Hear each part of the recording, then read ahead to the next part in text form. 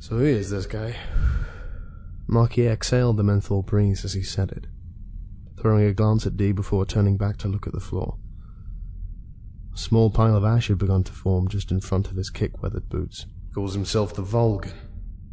Dee looked at Marquis with a curled mouth, though it never did seem to break the laws of D physics and crack into a full-blown smile. Ever. TheVolgun? Marquis spat, pushing himself away from the wall and walking over to the workbench. What exactly is he? Well, by all accounts he is human, Dee replied, taking another glance at the blurry photograph of their suspect that was lying in among the blood on the table. Or at least he used to be. Hey! Marquis balked. Maybe you and he have something in common after all. He slapped Dee on the back of his scabbed shoulder and smiled. The Baron must have sent him. Dee spat. Though I'm not ruling out Jacob. I am. The Marquis shot back. If Jacob wanted us dead, he wouldn't fuck about with small-timers like this guy. Besides, he'd do it himself. Dee nodded his head before noticing that his friend's hand was still firmly on his shoulder. Marquis. Yeah?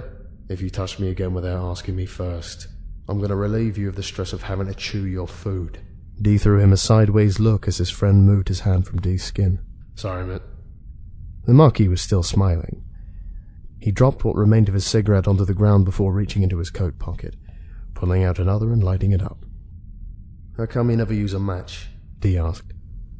He had walked to the other side of the workshop and was inspecting the edge of his sword for dents and rust. How come you waste your time checking that thing for damage? The Marquis blew out a smoke ring before plopping himself down on the hood of the black Trans Am that they had liberated a few hours back from the Provgov depot. This fine and elegant weapon, crafted by your people, I remind you, has saved your life on not more than 9 occasions, my friend.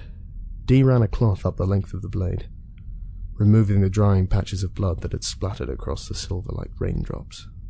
I would appreciate it if you would pay it some respect. It's not the size or the shape or the cut of the blade that matters, Dee. His partner replied, once again flicking specks of ash into the air. What matters is the man behind the weapon. Dee stopped what he was doing and stood upright to look at his friend. The Marquis wasn't looking at him. He wasn't really looking at anything as he spoke.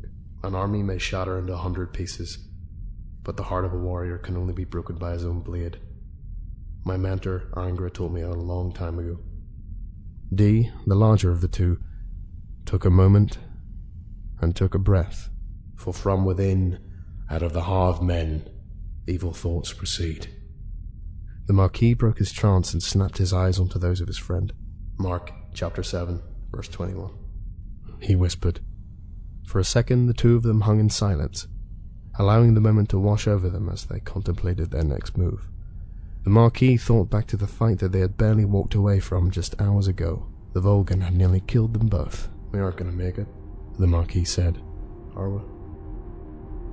Dee did not answer. He simply sheathed his sword and turned his back on his friend. Nobody makes it, Mark. Dee replied solemnly. Nobody.